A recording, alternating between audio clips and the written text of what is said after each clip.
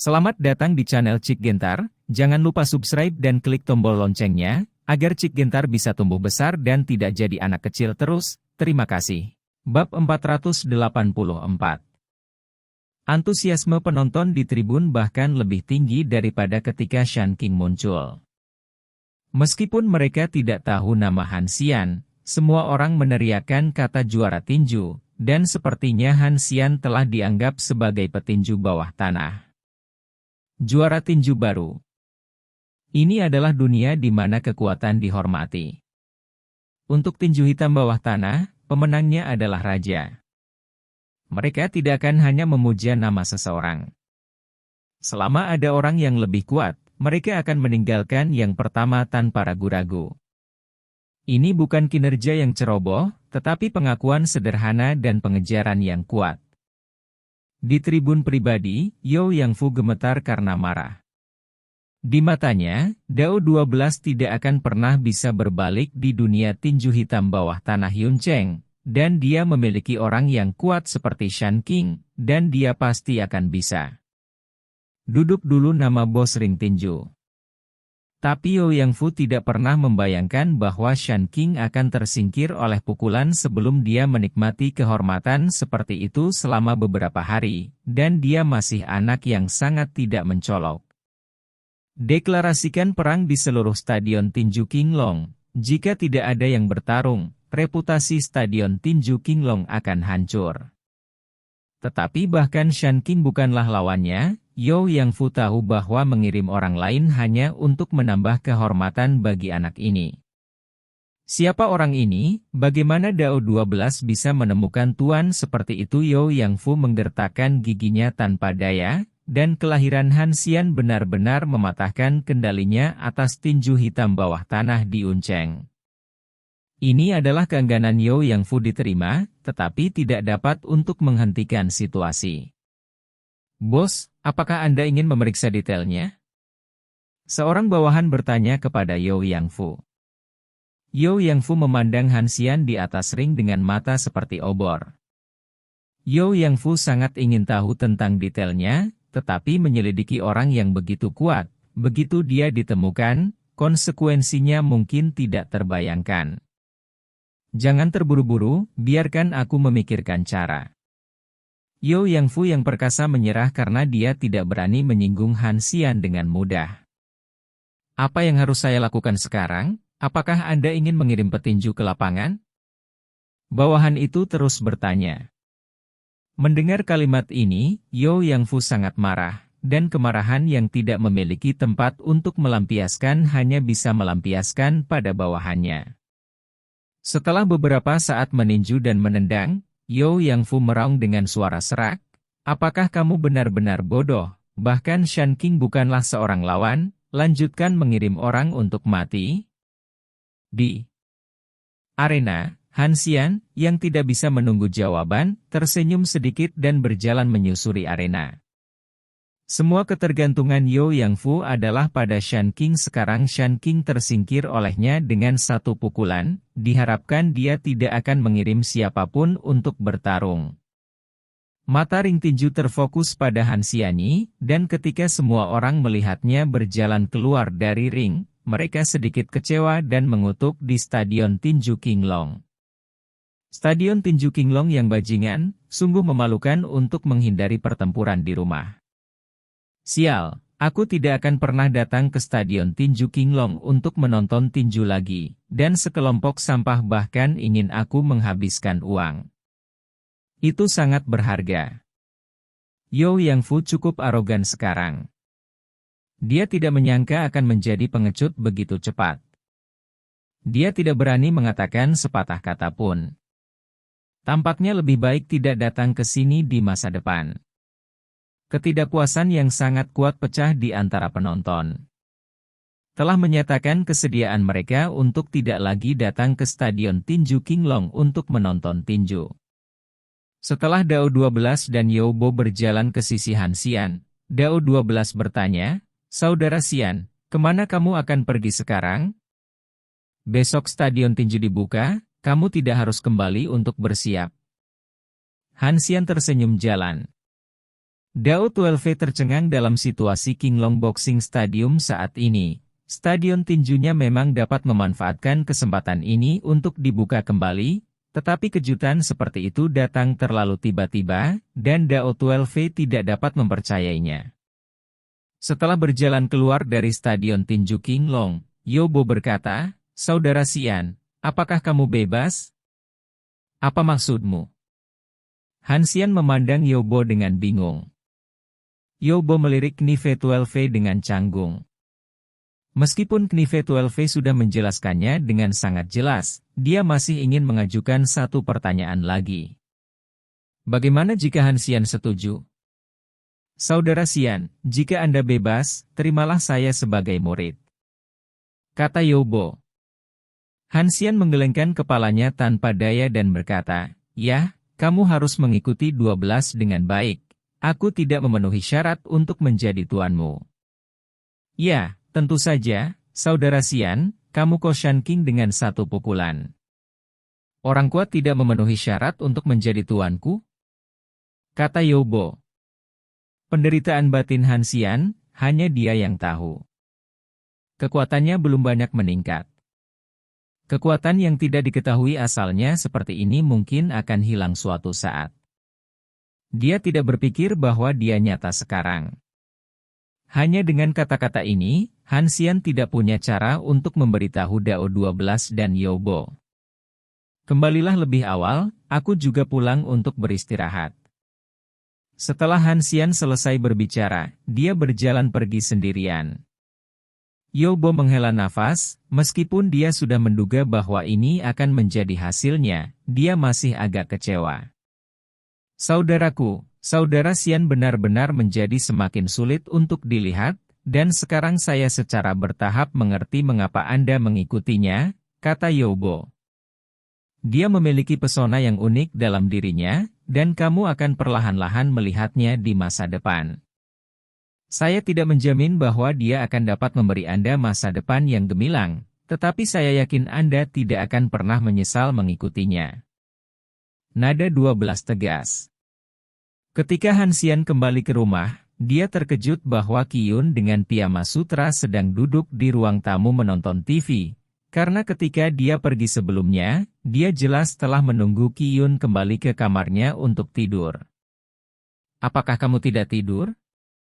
Han Xian bertanya pada Qiyun dengan bingung.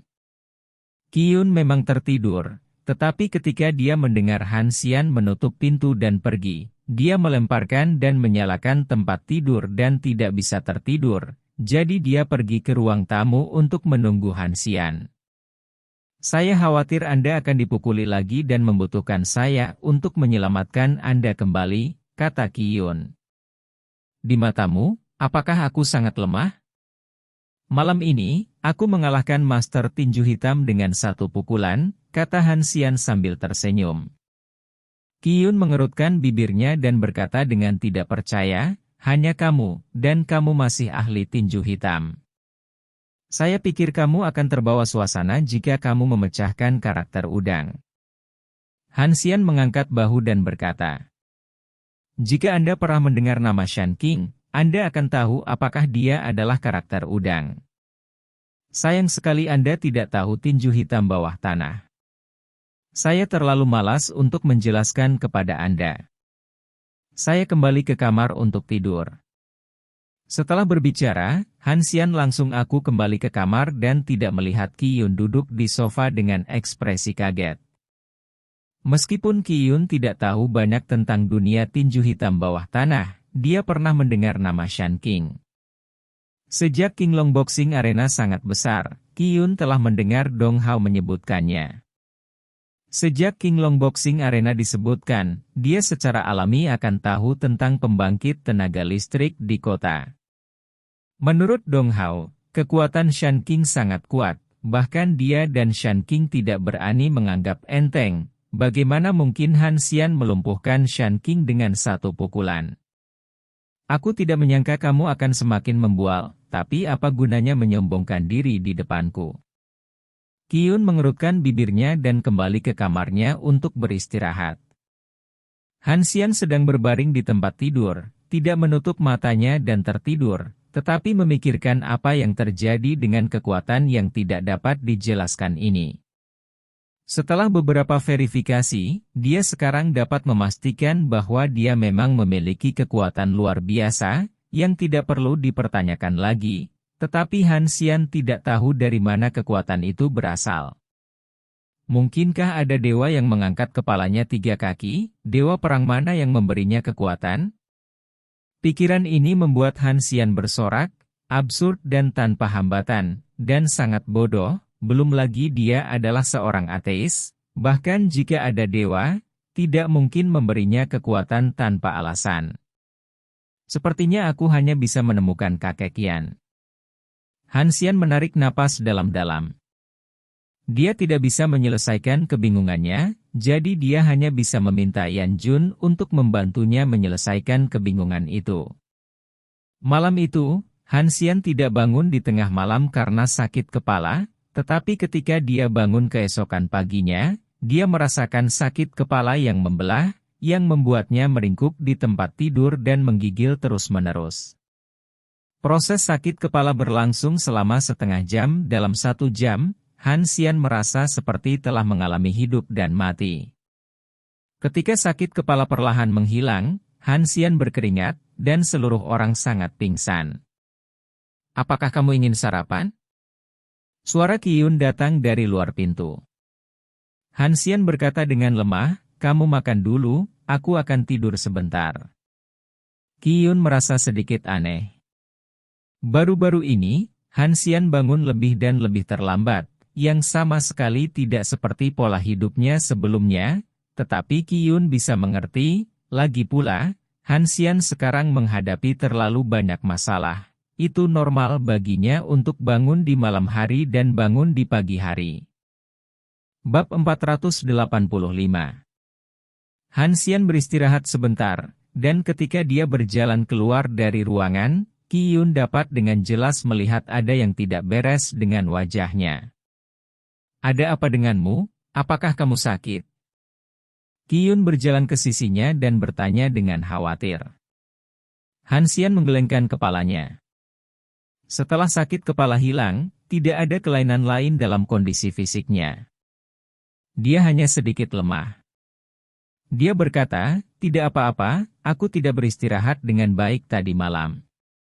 Di bawah banyak tekanan, tetapi Anda harus merawat tubuh Anda dengan baik. Jika tubuh Anda lelah, itu akan berakhir. Qiyun mengingatkan. Kalau begitu kamu ingat pakaian intim itu di masa depan, jangan taruh di kamar mandi, atau tubuhku akan runtuh cepat atau lambat. Han Xian bercanda sambil tersenyum. Qiyun tidak menunjukkan rasa malu seorang wanita, karena ini adalah apa yang dia lakukan dengan sengaja, jadi dia sudah lama memikirkan kemungkinan dilihat oleh Han Xian, dan berkata, "Apakah itu terlihat bagus? Setiap kali kamu pergi ke kamar mandi, kamu tidak akan berkedip. Apakah kamu menatapnya?" Han Xian tidak pernah menyangka bahwa Qiyun akan berperilaku seperti ini. Semakin dia berperilaku anggun, semakin malu Han Xian, dan berkata, Tidak, pakaiannya hanya beberapa kain. Apa yang begitu indah? Jika Anda tidak ingin melihat kainnya, saya dapat menunjukkan kepada Anda hal-hal lain selama Anda mau. Kata Qiyun dengan alis terangkat. Han Xian melihat hidung dan hatinya, dan dengan cepat berjalan ke meja makan untuk mengubur kepalanya saat makan. Kesetiaannya kepada Su Yingxia adalah mutlak.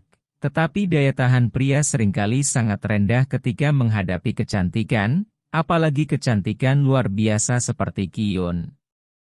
Han Xian benar-benar takut dia akan tersandung jika dia tidak bisa menahannya. Kebencian abadi membuat kesalahan besar. Qiyun tiba-tiba berjalan di belakang Han Xian, menempelkan dirinya ke telinga Han Xian dan menghembuskan napas seperti biru, dan berkata, "Saya bersedia membantu Anda melakukan dekompresi, metode apapun akan berhasil, apakah Anda menginginkannya?" Han Xian merasakan rambutnya tubuhnya berdiri. Sisi jahat Qiyun, dia belum pernah melihatnya sebelumnya, dia tidak bisa menahan jantungnya berdetak lebih cepat dan napasnya menjadi pendek.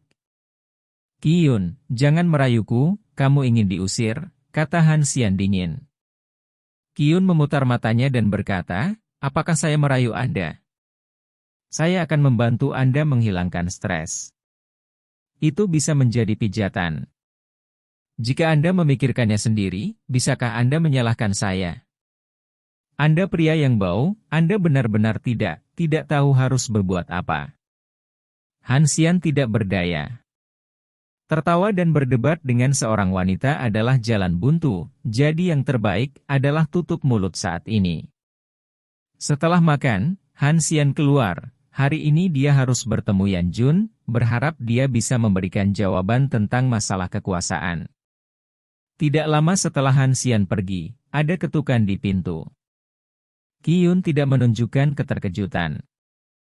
Setelah pintu terbuka, Dong Hao memasuki rumah. Han Xian mengatakan bahwa dia mengalahkan Shan King dengan 1 pukulan. Apakah ini benar? Qiyun bertanya pada Dong Hao.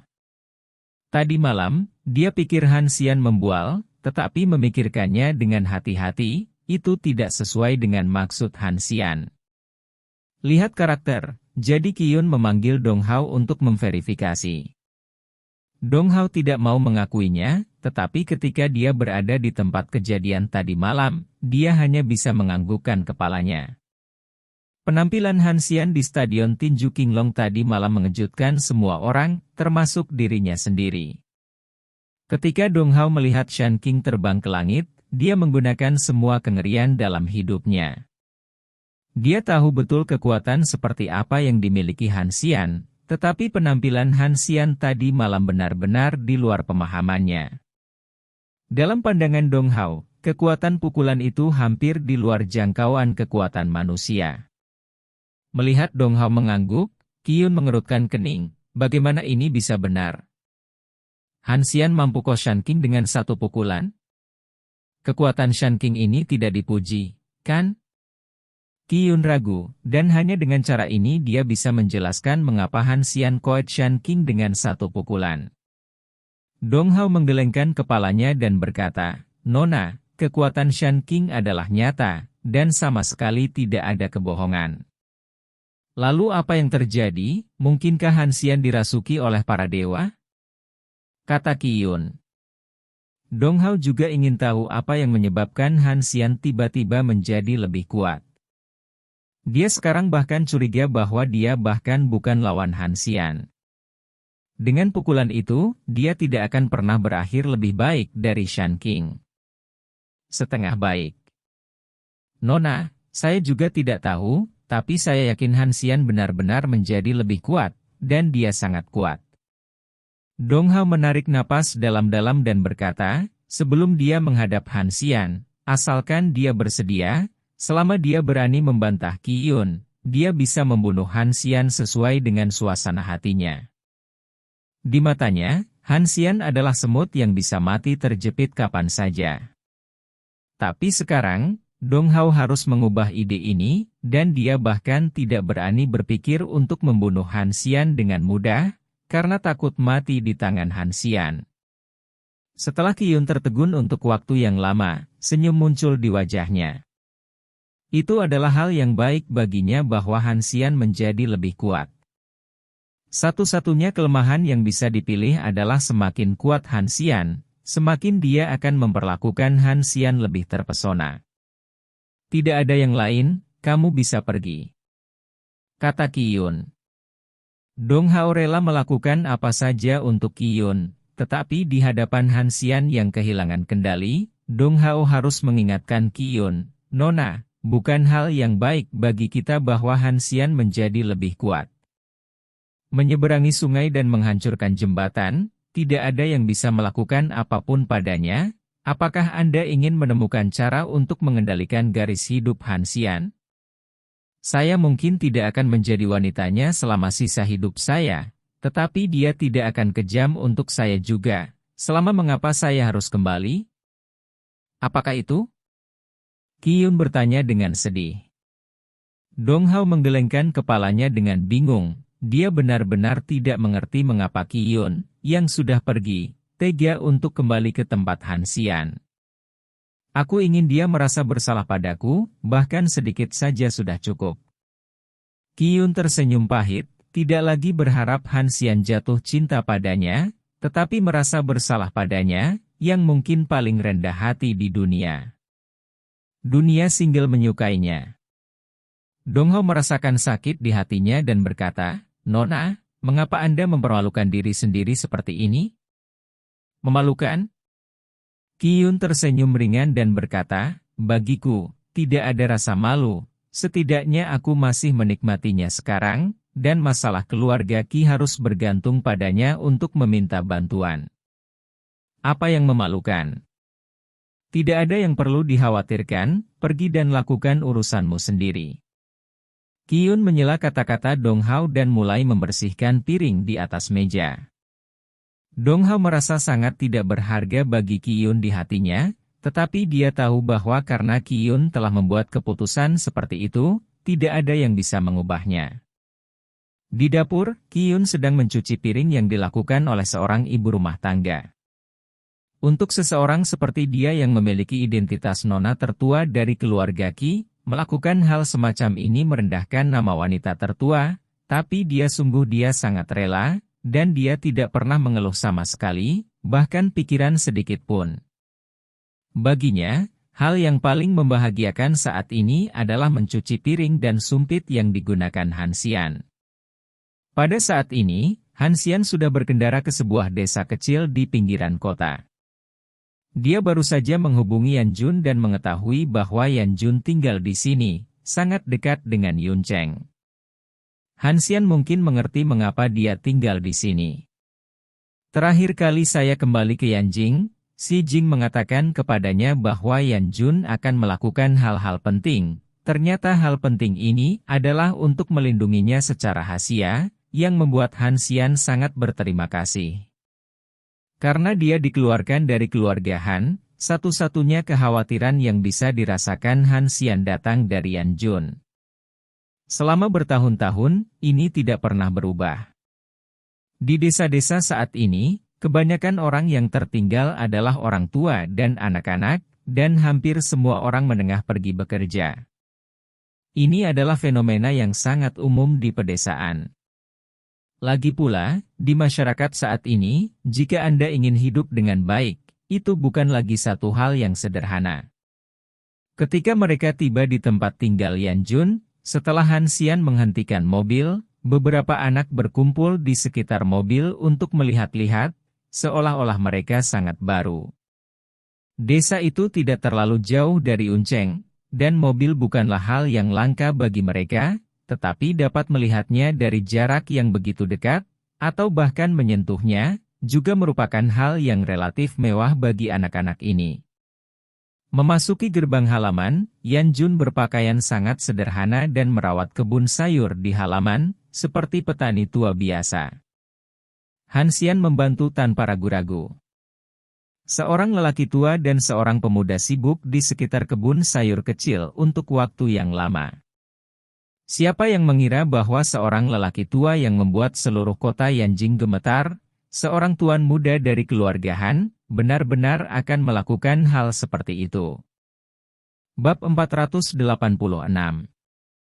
Pada siang hari, ketika matahari yang terik bersinar, seorang tua dan seorang pemuda duduk di pintu untuk menikmati keteduhan, dan mereka tidak mencuci tangan mereka dengan kotoran, seperti orang-orang yang lahir dan besar di desa. "Aku sudah mendengar tentang apa yang terjadi tadi malam." Yan Jun tersenyum dan menatap Han Xian dengan ekspresi ramah di wajahnya. Wajah ini dulunya heroik, meski sekarang penuh kerutan, tetap saja ini satu-satunya wajah di dunia yang membuatnya merasa nyaman. "Kakek Yan, tidakkah menurutmu aneh bahwa dengan kemampuanku, aku bisa meng-KO Shan King dengan satu pukulan?" kata Han Xian. Yan Jun mengangguk tak dapat disangkal dan berkata, "Dengan kekuatanmu, memang tidak mungkin menjadi lawan Shan King, jadi ketika aku mendengar berita itu, aku sangat terkejut." "Kakek Yan, jika kukatakan, aku tiba-tiba dengan kekuatan seperti ini, apakah kamu percaya?" kata Han Xian. Ekspresi Yan Jun tiba-tiba menjadi serius, dan dia berkata, "Apakah ada sesuatu yang istimewa terjadi padamu baru-baru ini?" Jika Anda ingin membicarakan sesuatu yang istimewa, itu mungkin sakit kepala tanpa alasan setiap malam, tetapi hanya Han Xian yang mengambil masalah ini. Setelah memberitahu Yan Jun, keraguan di wajah Yan Jun menjadi lebih kuat. Sakit kepala? Yan Jun menggelengkan kepalanya, tidak dapat menghubungkan kedua hal itu setelah memikirkannya. Aneh untuk mengatakan bahwa ketika saya mulai sakit kepala, saya menemukan bahwa kekuatan saya tiba-tiba menjadi lebih kuat, dan itu tidak dapat dipercaya. Kakek Yan, meskipun kedua hal ini tampaknya tidak berhubungan, saya merasa pasti ada semacam ini. Koneksi, kata Han Xian. Yan Jun mengangguk, dia percaya pada intuisi Han Xian, karena dia berkata begitu, dia pasti tidak akan salah. Hanya saja mengapa sakit kepala itu berasal, dan dari mana kekuatan itu berasal, Yan Jun tidak bisa menjelaskannya. Di dunia ini, memang ada sekelompok orang dengan kekuatan yang tidak dapat dipahami oleh orang biasa.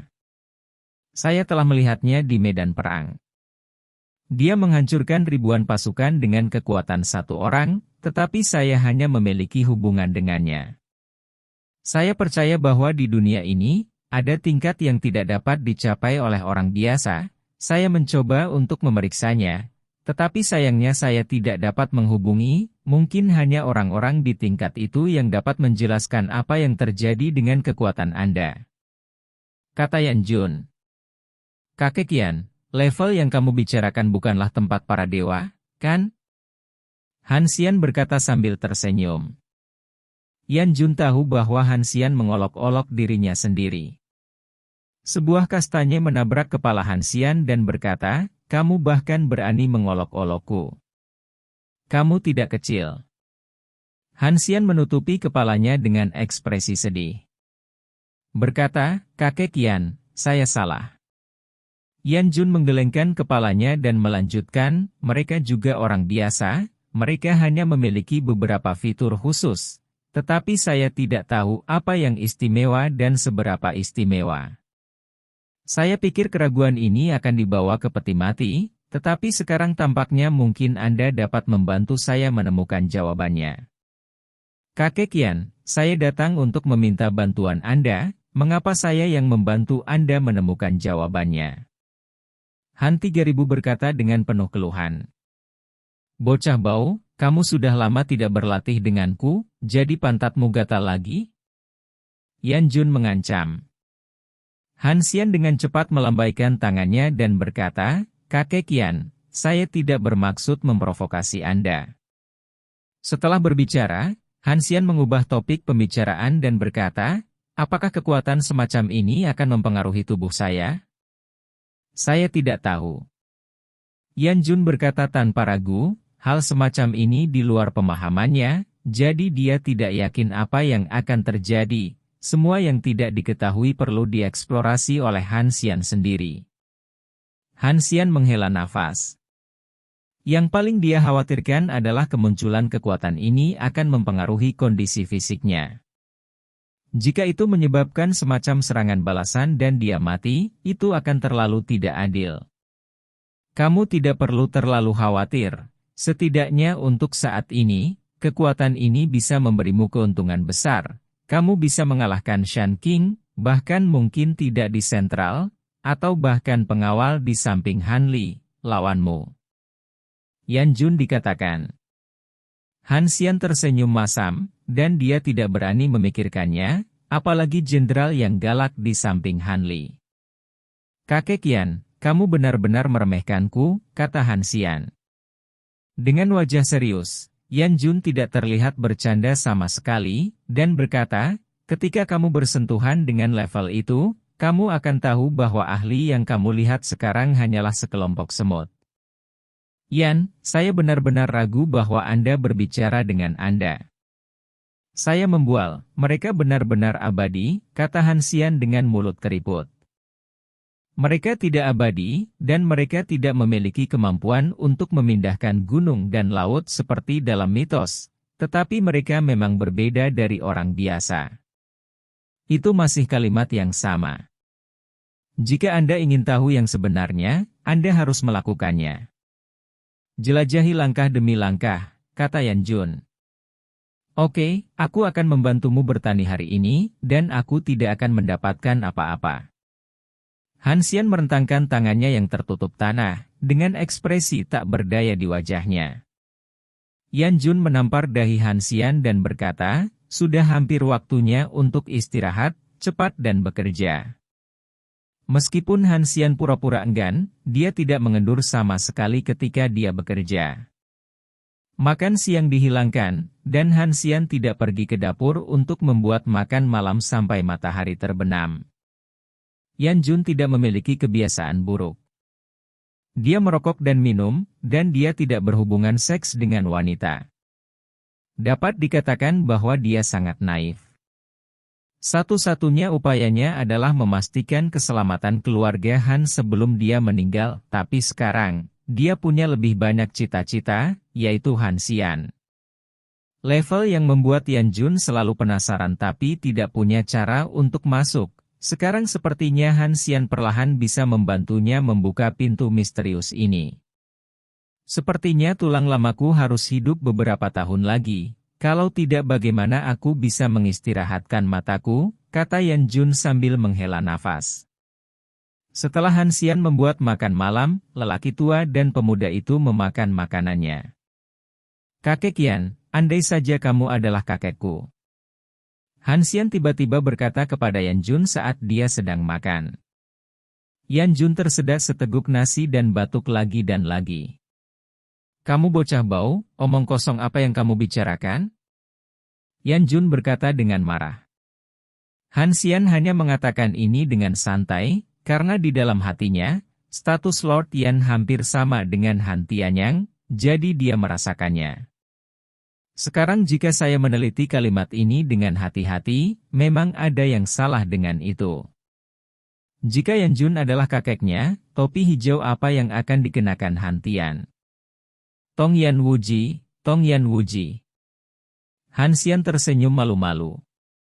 Yan Jun memelototi Han Xian dan berkata, berapa umurmu masih menganggap dirimu sebagai seorang anak? Tapi sekali lagi, bagaimana kabarmu dan Su Yingxia? Apakah kamu sudah menjadi seorang pria setelah bertahun-tahun? Batuk-batuk. Han Xian memiliki ekspresi malu di wajahnya. Dia masih bayi, dan tidak ada yang akan mempercayainya ketika dia mengatakannya, tetapi ini adalah kebenarannya. Ukuran terbesarnya sekarang adalah mengetahui seperti apa rasanya ciuman. Yan Jun menghela nafas dan berkata, jika kamu terus seperti ini, kapan keluarga Han akan memiliki generasi berikutnya? Saudaramu yang tidak berguna, hidup ini mungkin akan berakhir. Apa yang terjadi dengan Han Jun? Han Xian bertanya dengan bingung. Ada apa? Kamu menjatuhkannya, dan kamu bertanya padaku apa yang terjadi? Kata Yan Jun. Han Xian tertawa canggung dan hampir melupakannya. Han Jun berakhir seperti ini, tetapi dia melakukannya sendiri. Kakek Yan, selama dia tidak membuat masalah bagiku, aku akan mendukungnya selama sisa hidupku. Tidak akan menjadi masalah untuk menikahinya dengan istri yang cantik, kata Han Xian. Dia seharusnya jujur sekarang. Tanpa Shen Weng, dia tidak bisa melakukan apa-apa, kata Yan Jun. Kakek Yan, jika Anda memiliki sesuatu untuk dikatakan, katakan saja secara langsung. Saya tidak mengerti apa yang Anda maksud dengan jalan memutar seperti itu, kata Han Xian tanpa daya. Yan Jun mengangkat topik Han Jun, dan pasti ada sesuatu. Dia ingin memberitahunya, tapi jadi berkeliling. Han Xian pusing. Han Li membunuh Shen Weng, kata Yan Jun. Mata Han Xian menyipit. Dia mendengar dari Si Jing bahwa Han Li pergi ke Yanjing, dan semua tempat spiritual di aula leluhur dihancurkan oleh Han Li. Saya tidak menyangka dia tidak hanya melakukan ini, tetapi juga membunuh Shen Weng. Shen Weng bukan orang kecil di Yanjing. Dia benar-benar arogan dan tidak keberatan dengan konsekuensinya. Han Xian menghela nafas. Ini adalah awal dari awal buruk Han Li. Dia mendapat dukungan dari Amerika Serikat di belakangnya, jadi dia bisa melakukan apapun yang dia mau. Dia tidak membunuhmu, yang juga merupakan masalah yang tidak pernah kutemukan. Yan Jun menggelengkan kepalanya dan berkata, jika Han Li bertekad untuk membunuh Han Xian, tidak ada yang bisa menghentikannya, tapi dia tidak menggunakan cara yang paling sederhana dan langsung dalam melakukan sesuatu, yang membuat Yan Jun sangat bingung. Bab 487.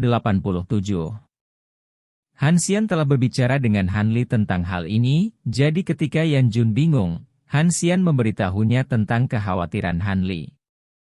Yan Jun tertawa terbahak-bahak setelah mendengar ini, alasan mengapa Han Li tidak membunuh Han Xian adalah karena dia takut akan pembalasan. Kamu benar-benar bodoh. Dia bisa menjadi keluarga nomor 1 di wilayah Cina Amerika Serikat. Apakah dia tidak melakukan hal-hal yang merugikan? Kata Yan Jun. Han Xian mengerutkan kening dan bertanya, Kakek Yan, maksudmu dia tidak membunuhku karena alasan ini? Yan Jun berkata sambil tersenyum, bocah bodoh, jika perlu, dia bahkan bisa membunuhku. Bunuh, kenapa tidak?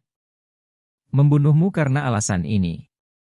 Meskipun Han Xian terkejut sebelumnya, dia tidak terlalu memikirkannya. Sekarang banyak orang kaya memiliki mentalitas seperti itu, jadi dia pikir bisa dimengerti jika Han Li berpikir begitu. Tapi setelah mendengar apa yang dikatakan Yan Jun, Han Xian tidak akan lagi berpikir sebodoh itu. Apakah saya memiliki nilai baginya? Han Xian bertanya dengan bingung. Keakraban saya dengan Han Li hanya pada tahap yang dangkal. Jika dia benar-benar ingin mendapatkan sesuatu dari Anda harus memeriksanya sendiri. Yan Jun mengatakan bahwa bertahun-tahun yang lalu, dia memiliki kontak dengan Han Li. Menyelidiki Han Li untuk jangka waktu tertentu. Aku mungkin tahu orang seperti apa dia, tapi Yan Jun sama sekali tidak mempercayai kata-katanya. Han Xian mengangguk dengan sungguh-sungguh dan berkata, Kakek Yan, jika Han Yan dapat membunuh Han Li, hal-hal ini tidak akan menjadi masalah. Yah. Yan Jun menoleh dan menatap Han Xian dengan mata terbakar. Han Xian menarik napas dalam-dalam dan berkata, Han Yan telah membunuh Han Feng sekarang, jika dia tidak ingin masalah ini terungkap, dia akan mengambil posisi kepala keluarga Han. Dia menunjukkannya, dan aku pikir dia harus. Nak, jangan terlalu berharap, bahkan jika itu adalah putrinya sendiri, Han Li akan waspada sebagai orang luar. Menggunakan Han Yan untuk membunuhnya memang metode yang sangat bagus, tetapi kemungkinan Han Yan terlihat sangat tinggi.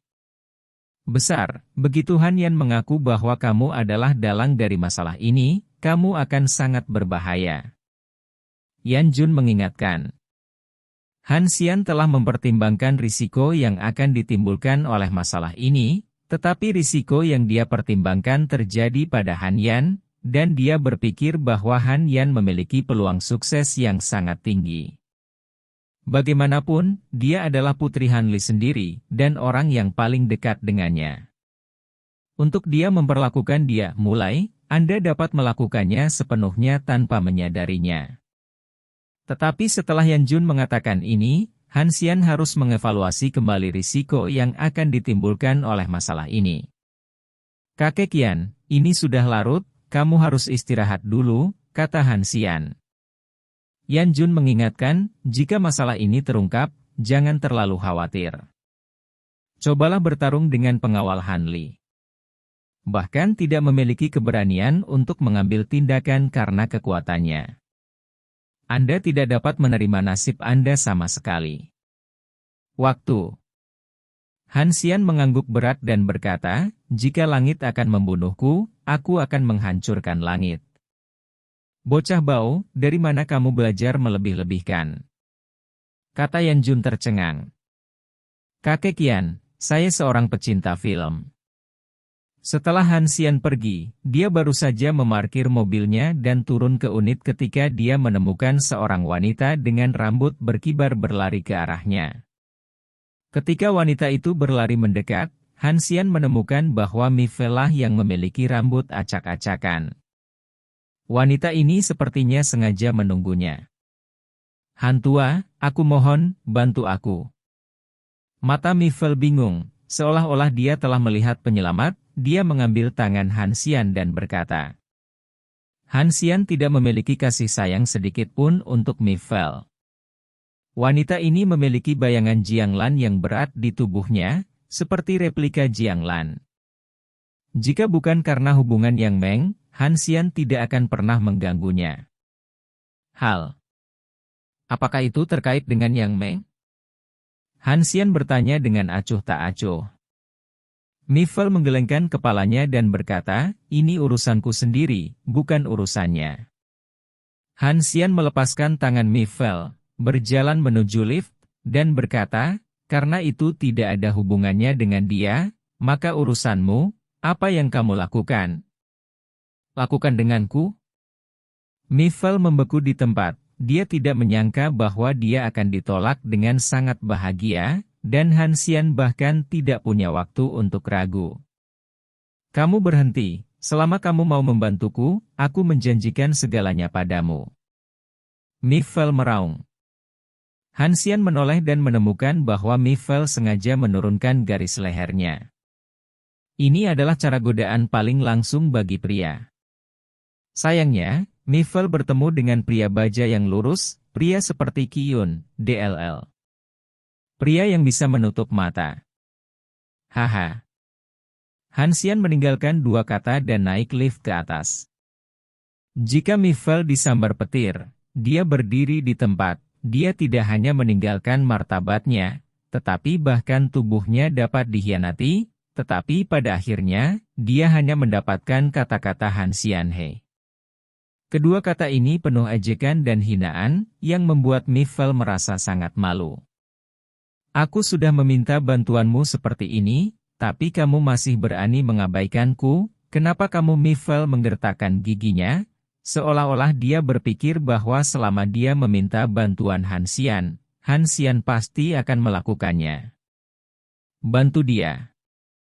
Kembali di rumah, Qiyun sedang menonton TV di sofa di ruang tamu, menggulung kakinya dan tidak terlalu memperlihatkan sisi seksinya. Dia sekarang terbiasa menunggu pintu, dan dia harus menunggu sampai Han Xian pulang. Akan pergi kembali ke kamar untuk istirahat. Terkadang Qiyun sangat takut dengan penghentian mendadak masalah ini, karena dia telah mengembangkan kebiasaan. Jika suatu hari dia kehilangan kualifikasi untuk menunggu Han Xian pulang, mungkin ini akan menjadi awal dari kehidupan gelap Qiyun. Apakah kamu ingin camilan larut malam? Qiyun berdiri dan bertanya kepada Han Xian. Dia berpakaian sangat santai di rumah, tetapi karena penampilan dan sosoknya, tidak peduli seberapa kasual pakaiannya, itu akan membuat orang merasakan visualnya. Dampak. Apakah makan malamnya enak? Han Xian berkata sambil tersenyum. Ada juga layanan khusus, apakah kamu berani memintanya? Qiyun berkata dengan alis terangkat. Han Xian sedikit mengernyit, Qiyun tampaknya dalam suasana hati yang sangat baik hari ini, dan dia tampak sangat bahagia, tetapi dia bahkan bercanda dengannya seperti ini. Apakah kamu memenangkan lotre, atau apakah pai dari langit jatuh di kepalamu? Han Xian bertanya dengan rasa ingin tahu. Tidak juga, tapi ada hal-hal yang membuatku lebih bahagia. Setelah Qiyun tahu bahwa Han Xian Koshan King adalah fakta, dia bahagia di rumah sepanjang hari. Baginya, semakin kuat Han Xian, semakin pantas dia mendapatkannya. Kesenangan. Hal yang sangat membahagiakan, bukankah kamu membaginya denganku dan membuatku bahagia? Han Xian berkata sambil tersenyum. Qiyun langsung pergi ke dapur, dia tidak akan membiarkan Han Xian tahu alasan kebahagiaannya. Kamu bisa mencoba pizza buah yang kamu buat sendiri, kata Qiyun. Keterampilan memasak Qiyun beragam dan dapat melakukan apa saja. Han Xian telah mempelajari ini sejak lama. Saya harus mengatakan bahwa dalam beberapa hal, Kyun memang pilihan yang sangat baik untuk istri yang baik. Tidak memiliki temperamen wanita tertua, dan juga melakukan semua jenis pekerjaan rumah tangga sehari-hari, yang hampir tidak mungkin terlihat pada wanita tertua kaya lainnya. Sangat disayangkan bahwa dia muncul dalam kehidupan Hansian beberapa tahun kemudian. Tidak buruk, tidak buruk. Hansian makan sepotong dan menerima ulasan yang bagus. Kyun bahkan lebih bahagia, dan lesung pipit manis di sudut mulutnya mekar. Tetapi di bawah suasana yang indah ini, tiba-tiba ada ketukan di pintu. Hansian mungkin menebak siapa itu, tapi Kyun sangat bingung. Hampir tidak ada seorang pun di rumah mereka yang akan mengetuk pintu. Apakah kamu tahu siapa itu? Melihat penampilan Hansianyi sebagai dewa tua, Kyun bertanya-tanya. Seharusnya tetangga cantik dari pintu seberang. Dia meminta saya untuk membantu saya sekarang. Saya tidak memperhatikannya, mungkin saya tidak bisa marah, kata Hansian ringan. Dia awalnya berencana untuk mengabaikan Mifel secara langsung, dan itu akan berakhir jika dia mengabaikannya, tetapi Kyun berdiri. Apa yang kamu lakukan? Hansian bertanya. Biarkan dia pergi. Kyun berkata dengan ringan, dengan nada pembunuhan dalam nadanya. Dia bergaul dengan baik dengan Hansian, tetapi suasananya hancur. Bagaimana mungkin Kyun tidak marah? Membuka pintu, Kyun mendengar ledakan omelan, "Hantua, biarkan dia keluar. Mengapa dia mengabaikanku? Apakah dia memenuhi syarat untuk pemorosan seperti itu?" Kyun tidak tahu apa yang terjadi, tetapi berani menghina Hansian orang, di matanya, adalah musuh. Terkunci. Kyun melambaikan tangannya dan menampar wajah Mifel.